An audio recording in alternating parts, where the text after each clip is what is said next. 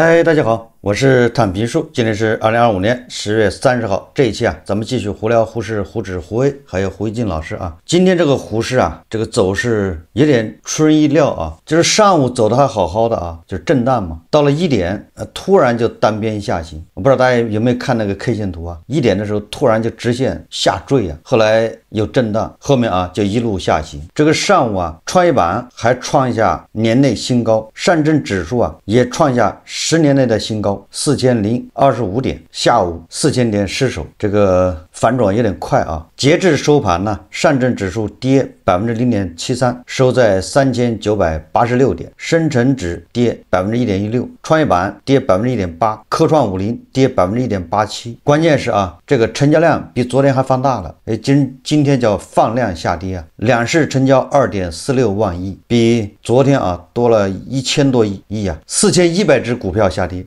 基本上都在下跌下跌的原因是什么呢？是创了新高回调一下也是正常就是回踩一下，就是这个点位创了10年新高，它再跌到4000点以下，这都是属于正常情况。虽然放量但是量也没有放得太大。第二个呢，可以理解成什么呢？就是咱们胡适有一个特点叫利好兑现是利空，也就是现在大家关心的中美这个贸易战，双方谈了反正没有这个超预期，但是呢这个贸易战似乎你根据这个双方现在公布的情况来看，还是要达成一致，所以这个可以视为叫利好兑现是利空。有一部分资金一看接下来也没有什么概念了，赶紧跑吧，就先出来观望就这意思放量下跌嘛，对吧？成交量比昨天有增加，那就说明有很多钱打埋伏的，对吧？前几天进来的，现在要撤出了，出来观望。虽然咱们这个指数2次3次到了4000点，现在又回到4000点以下，就在4000点震荡，但是依然有很多金融消费者不仅没赚钱，恐怕还在赔钱。这就是我们天天说的指数牛市，指数慢牛，绝大部分金融消费者是赚了指数赔了钱，指数慢牛跟你散户赚钱那是两个概念，这个真相就是这么让人扎心今天我看到一组数据上证指数从3000点到4000点，这1000点各行各业贡献的指数有多少呢？就是胡适里面各个行业按板块来算呢，半导体电子贡献360点，银行贡献85点，这两大行业一共贡献了450点，也就是45%的涨幅是半导体和银行。如果把半导体和银行的涨幅去掉，那么 A 股现在在3500点，什么意思呢？也就是说金融消费者如果你没有买银行股或者叫半导体电子的这个板块，那么你大概率你那个账户还在3500点那个位置睡觉，那有人操作不慎，对吧？没有操作好的，恐怕那个账户还在3000点。现在还有很多股票2000多只股票在创新低一直在创新低。你要不幸踩上那2000只股票，你恐怕日子好不了你就跟那个上海的建工爷叔一样，虽然你看指数大牛市4000点终于攀到了，你看他天天盼星星盼月亮他也看专家所说的要到4000点，结果4000点是到了，跟他解套有关系吗？他现在建工还在2.8块，然后这里面又分如果你运气好，你买了半导体科技板块，这里面又分，因为科技股半导体板块不是普涨，大家有听说过吧？有个叫易中天，海外链的易中天它不是那个百家讲坛那个易中天，加上盛虹再加上富联，这是海外链，国产链的中芯加寒武纪加海光加兆易，这9只股票贡献了科技股的一半的涨幅。也就是说，你有没有持有这9只股票？没有持有这9只股票，那你也是在那儿看热闹长了个寂寞。所以现在虽然指数到了4000点，各大股票群却是静悄悄的，连网上都是静悄悄的。很多老股民直呼看不懂，已经炒了20多年股票了，像今年这种牛市看不懂，对吧？但凡没有选对方向，并且还要重仓你要选对方向要重仓，你才能赚到钱，否则你根本赚不到钱。那些坚信分散投资的基本都在亏钱。所以有人就说了说胡一进老师恐怕就是赚也赚不了多少，因为他就是分散投资每次大盘一涨能赚个千把块，每次大盘一跌亏个几万块很轻松几把牛市。昨天我去理发店理发理发店讨论的话题根本就不是股票，也不是什么牛市，这和我经历了前2轮牛市完全不一样前2轮牛市一个是6124点，一个是5178点吧。那2轮牛市我去理发那理发店的那个托尼老师聊起股票都是眉飞色舞的，对吧？那个托尼老师他会问你炒不炒股票，我客气一下，我假装说我不大炒，我就是看一看，略知一二。然后呢，托尼老师马上就如数家珍啊，就说他买了哪只股票，已经连涨了5个涨停了，搞得我自己啊，我的股票2个涨停都不好意思说啊，没面子。都那个时候都是这种状态，对吧？在电梯里碰见人聊股票，你说你1个涨停，不好意思说出口啊，气氛很热烈啊。包括菜市场也一样，那些卖菜的大姐啊，有的时候都懒得跟你计较，你知道吧？以前卖菜的时候，他是跟你斤斤计较啊，猪柳必较，这个叫什么？叫秤呢，就给你乱算账啊，给你多算一点。那个秤呢，对吧？下面想办法给你偷斤少两，就这意思。那牛市啊，人家都根本都心思都不在这儿，都无所谓，很痛快的给你抹零，对吧？你买菜174啊，那4块不要了，170，临走再给你抓一把蒜，非常痛快啊。昨天我去这个理发店，那托尼老师聊的是什么呢？聊的是如何省钱。他们的理发店有个服务员要拔智齿，然后他们就谈到了啊，说哪家店更便宜，说有的店要300，说有的店一去吧就给你拍片子，一顿拍完之后拍片子100多，然后给你拔个智齿几十。后来他们谈到了有一家社区店啊，说拔个智齿只要5块钱，比拔萝卜还便宜啊。这轮牛市啊，注定了有很多人看不懂。很多人看不懂，很多人也不想进去，因为一朝被蛇咬，10年怕井绳呢，被割怕了。现在啊，完全就在讲故事，已经脱离了基本面。这个故事如果你信，那你就信了；你要不信，对吧？你肯定不敢进，就像信中医一样啊。现在这个胡适啊，有点类似于中医，你要相信的，它就是牛市。但是啊，偏偏有很多大股东他不信，那上市公司的实际控制人他不信，他现在啊绞尽脑汁的在想着把他股票卖给金融消费者啊。既然你们都看好，那就卖给你吧。截止到10月份啊，2025年全年发布1500家上市公司减持计划，其中9月份1个月就达到了428家，就这么多上市公司的控制人呢，老板、大股东就这么急着要减持套现，机会难得啊！毕竟10年一遇的4000点，随着大盘指数和个股股价上涨，减持越来越频繁，已经成为了压在投资人心上的一道难关。这个按理来说不应该叫难关，对吧？你既然看好这个胡适，你认为它要涨，你为什么叫难关呢？那大股东卖，那你应该买呀。你看好胡适吗？对吧？它现在是100，你认为它能涨到400？那大股东100万出卖，有的大股东打7折啊，60万出卖，70万出卖啊，打7折，那你买啊。大股东让利给你，不是好事吗？为什么不愿意人家卖呢？说明看好也不过是自欺欺人呢。反正大股东是不看好，大股东如果看好的话，他不可能急着卖啊，而且打7折卖啊。说从2015年到2025年10年间 ，A 股大股东累计减持已高达2.75万亿，相当于建设银行和中国银行市值的总和。15年到25年10年里面，大股东减持，就是在二级市场抛股票给这个金融消费者，已经套现2.75万亿啊！这什么概念？这钱人家已经拿走了，这就是金融消费者7大姑8大姨借来的钱，或者自己的血汗钱扔进去，那些人拿走了，拿走了干什么呢？其中有一部分啊，我不能说全部啊，肯定有一部分就变成上海那个日光盘了，对吧？30万1平米的，1.6亿一套的购房款，这么解释合理吧？在这些减持方案中，新易盛公司董事长兼实控人高光荣拟转让1143万股，将套现42亿。中继续创公司的控股股东中继投资公司拟减持550万股，拟套现23亿，这就是那个易中天呐，一个易中出来了啊。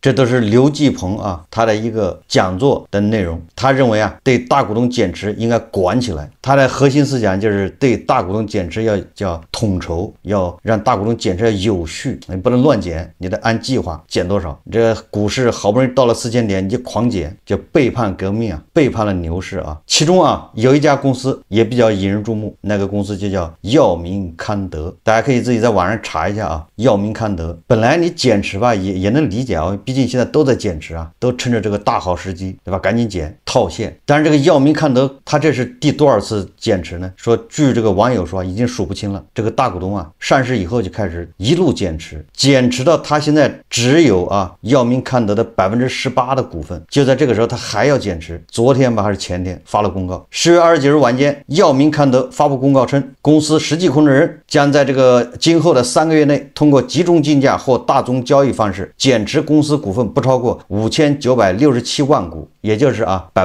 也就是说，这个大股东他现在只有18%的股份，他还要减掉2%，那就16%了。也就是他这公司他已经不要了，控制权都无所谓啊。他这是要这个提桶跑路的意思啊，就是清仓，一卖就卖2%，人家是吧占40%、45%、48%人家减持，还说得过去。这个它只有18%了，它还要减2%，后面恐怕还要减了。就在它公告减持之前啊，前几天啊，它刚披露3季度的季报，3季度业绩啊暴涨73%。你本来你这个公司发展这么好，你为什么这个时候减持呢？对吧？这个后面就是蒸蒸日上啊。你看它业绩暴涨啊，你看它前面啊公布完3季报暴涨70%多，没过2天马上公布，哎，大股东要减持，这个老股民都知道，这叫对冲啊。你看这个玩法，这个药明康德就一路减持啊，他非要把这公司卖掉为止啊，谁爱接谁接，看见他的大股东都不想当了。这个咱们也知道，“15+5”规划里面医药很重要啊，也就是对医药产业来说，未来5年是个大发展的年份。那为什么实际控制人居然就这么看不上自己的公司呢？连控制权都不要了？所以我只能啊得出一个结论，就这公司啊恐怕不值这个钱，对吧？你们这些散户啊疯狂的追捧狂买，股价它都翻倍了。实际上公司的老板，对吧？他觉得公司值不了这个钱，赶紧卖吧。你既然喜欢就给你吧。今天啊，这个凤凰网财经啊刊登了一个报道，叫和源生物又是带病上市啊。你说啊，这边加大退市力度，对那些造假的毫不客气是吧？查到一个就让你退市，这边呢又是批量制造这种带病上市的。你说这个来来回回有什么意思呢？你方唱罢我登场，换了一个方丈继续收割。要是这样的话，不如不换，对吧？你好不容易让这个吸血虫啊吸饱了，你把它踢掉了，换了一批新的吸血虫，你又得把它养肥，这个金融消费者又得多掏钱，对吧？你好不容易养肥一批蛀虫啊，那蛀虫你也把它收拾了，你也换一批新的来接着养。这个是凤凰网财经啊，叫公司研究院发布的啊，讲的是说，当水稻化身血液工厂，中国生物制药史上最大胆的想象之一，终于叩开了资本市场的大门。10月28日，武汉和源生物科技股份有限公司以每股29元的发行价登陆科创板，单日开盘价即冲上88元，报收入90亿元，较发行价上涨213%，市值突破300亿元。这个为什么啊？发行价29本来就不便宜了，结果一上市还能涨200%多，就是因为你没有做空机制啊。这个我在以前节目说了吧，你现在它这个融券做空不容数，所以新股发行一定会遭到爆炒。爆炒最终谁买单呢？那就是金融消费者买单，你愿意对不对？如果说容许做空的话，他就不敢爆炒。你爆炒有人在做空，等着你跌下来，对吧？你要涨到91的时候，你涨到100，人家融券做空啊，人家融券往出卖啊，等它跌到10块我再买回来，把还上，就开始做空了。人家知道你不值这个钱了。这场资本首秀背后是公司稻米造血的神秘叙事。此次 IPO 募集约26亿元，宣称将投向产能扩张与技术研发，试图缓解人血蛋白供应缺口。这份承诺能否经得起现实考验？也就是什么意思？就这故事讲大了，讲过了，叫人血白蛋白。说一路狂奔的和源生物还要面对挥之不去的多重隐忧，产品的市场接受度能否撑起未来业绩增长？转基因安全证书迟迟未落地，药用水稻规模化种植合规性存疑，跨国专利侵权诉讼虽告一段落，但反诉仍将消耗不少财力和精力。也就是就这么一个企业居然带病上市，而且遭到爆炒狂欢之后啊，很难说这条药用水稻产业化链路究竟将大获丰收，还是布满待解的荆棘。在生物医药的竞技场上，用稻米来造血的故事听起来像科幻小说，而和源生物确实将这个想象变成了现实。这家2006年成立的公司一直致力于通过转基因水稻技术平台生产重组人血清白蛋白。这项被寄予厚望的技术号称能扭转我国在人血清白蛋白这一核心原料药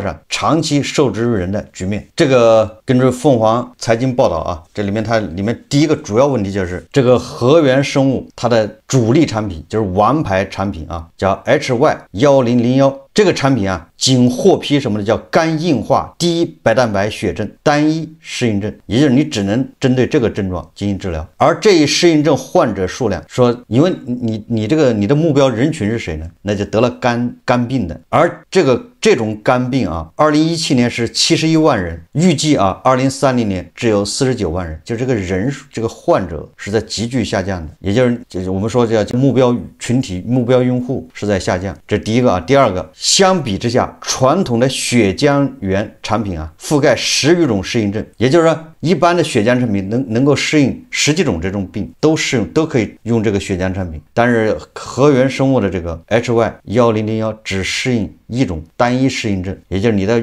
用途啊范围特别窄，这是第一个。第二个就是这种重组人白蛋白已经还有2个竞争对手已经完成了这个叫3期临床研究，未来市场竞争加剧，公司未来能否进入医保目录也存在不确定性。也就是说这个和源生物的主打产品 HY1001未来这个市场不仅是内卷加剧，而且它很难保持它的份额，它的收入。那么就和源生物它在 IPO 的时候递交这个申请材料的时候，它预估2030年可实现收入是22亿元，2026年至2030年5年合计收入达到73亿元。这是他第一轮交材料的时候，他那得讲故事吹牛你未来能赚多少钱呢？好，到2030年他能赚就是收入22亿，2026年到2030年这5年他的收入是将近73亿。结果这个上面审批的人不相信说你给重算一下。好，结果他第2轮回复的时候自己主动改了这个2026年由22亿调到了4亿，2030年呢由22亿调到15亿，2026年由5.3亿调到4亿，然后5年累计缩水18亿。也就是第2次让他问他一下，说你把这重算一下，你这个算的是不是有点多？自己立马就减少18亿。那有人说那调一点也能说明啥问题呢？还没完呢。最终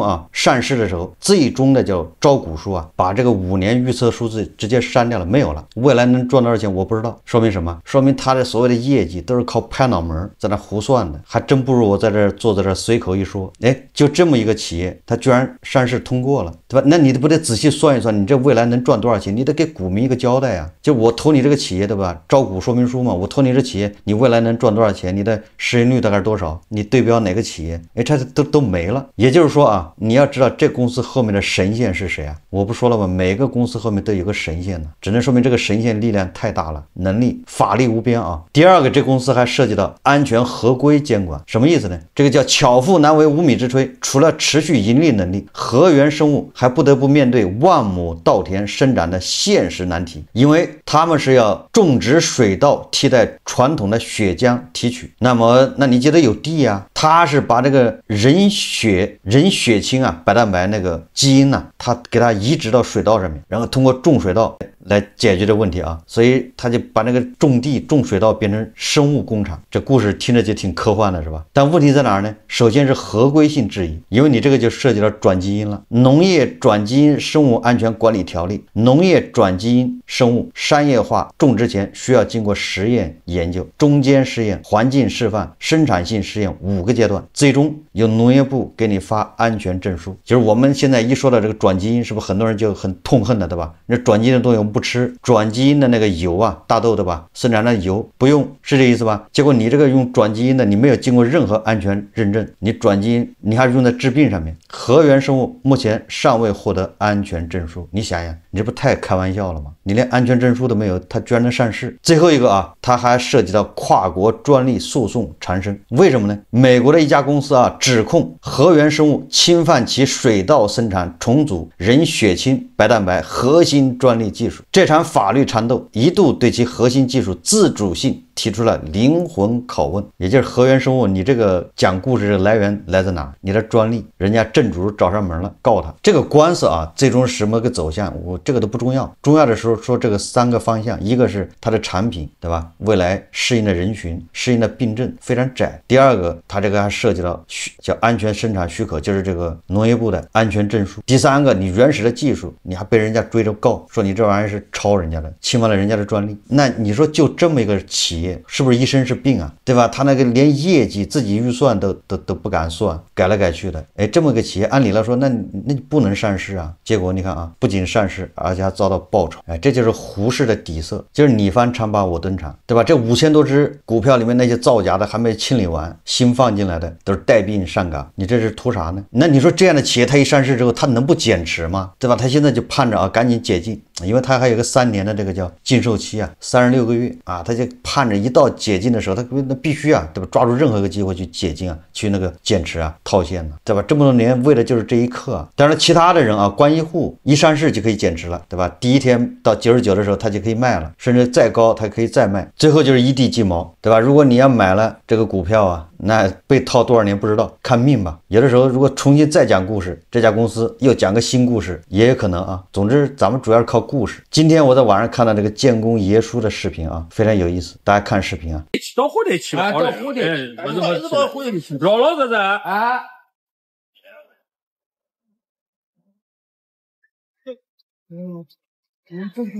哦，报出了哦，没报。冇更多了，没报，报也报，也报。那就等了，等么好了，等了到货袋里啊。是这个有货袋啊？那为什么货袋了？记得不是有货袋嘛？因为它更过来了，因为它更过来了。更过来再干呀！一更过来吧，更过来吃啥么晓得呀？现在一直横了。有货袋，跟你一样的。但是我哦，省大人到省大人出广告了。省大人出啊，省大人出广告。这是哪家？省大人干啥呀？到底下下啊，就省大城嘛啊。都不钱啊，都不钱，给这啊打游击打游击。我来了，很快地方把这一个来，他不会过来了，没过来。他来了没来了。哦，又来了。可就是跟过来了。我也跟过来了，我好像是忙吃不走了。你各块地方把这一个月了啊，不说他管家管啊，要跟过来。哎，一个呗，我到我们这个不是一个月了，一直没过来了，就是来了。就是跟过来了啊，跟过来了啊！哎呦，他那个马外上了，走吧，过去，公母路要到公母路啊，有那个，我有多少年？公母路，他说你不要做路了，走啊！你不要做路了，理由中国理由一个是比故事一个，我比故事，本身就比故事，没道理嘛，那中国要有理由嘛，比故事叫理由啊，这个看完之后也让人感觉到很悲凉，是吧？一个80多岁的老头，对吧？这个响应号召，好吧，把自己的这个一生的积蓄啊，没去炒房，去买了股票，结果这一套啊，就10几年。那这个故事实际上很多股民啊都有这个经历，其实没什么，身边这样人很多啊。但是这个爷叔啊，他居然被变成一个什么，对吧？监控的对象，走到大街上都有人盯着他。你看他他就像个小偷或者是什么，像个贼，对吧？走到哪儿还防着，是不是在跟着他？有没有帽子叔叔？你说这叫什么事？炒股被套这么多年，人家也没有什么怨言，对吧？人家还积极在补仓，他还有信心，他坚称他1到3年一定会解套。你看信心还这么足的人，却偏偏是吧？不知道他得罪了谁啊，也不知道他犯了哪个什么规章制度，就这么防着他。这个我也能理解啊，因为有好多人呢，拿个手机天天跑那去拍这个监控爷叔。如果说三两的，这几个人都无所谓，他有的时候那个爷叔往那公园里一站，或者往那马路边一站，就里3层外3层，有的多的时候好几百人在那拍啊，确实影响交通，有的时候影响一些安全治安什么的，确实啊有问题。但是也不就是这么防着他吧。所以你说炒股炒成这样，不是个悲哀吗？已经80多岁了，哎，如果你说他天天在公园里面发表不当言论，是吧？讲一些不好听的，有碍观瞻，对吧？也影响大家对这个胡适的信心。你说把他，对吧？管起来，或者是什么？或者是他操纵了股价，是吧？他经常在这说这个股说那个股，影响股价，对吧？那你说限制他，还说得过去。但是这个爷叔很少评论其他股票啊，他就是看不惯寒武纪几十块钱涨到1000多2000，他看不惯，他很少谈别的股票啊，而且他也不推荐别人买啊，对吧？他是这个别人问他啊，上海建工能不能买，他不推荐，买不买是你自己的事情。所以说啊，这个爷叔啊，对吧？这你说他炒股炒成这样，图什么呢？你输了钱，连发几句牢骚的资格都没了。那这个我在想啊，如果你在赌场赌输了，你出来骂2句娘，估计也没事吧？甚至对吧？你要在赌场赌输了，你出来说你只说这个赌场你抽老千，人家恐怕也不搭理你。胡适不行，对吧？你输了钱你要面带微笑，你输了钱你也得服从安排。所以说啊，那些现在还想着在胡适啊要改变命运，对吧？要这么实现财富自由的，还是要多去看一看这个建功爷叔啊。好，这期节目我们就聊到这里，感谢大家收看。如果喜欢我的节目，欢迎订阅转发，也可以在下方留言评论，谢谢大家。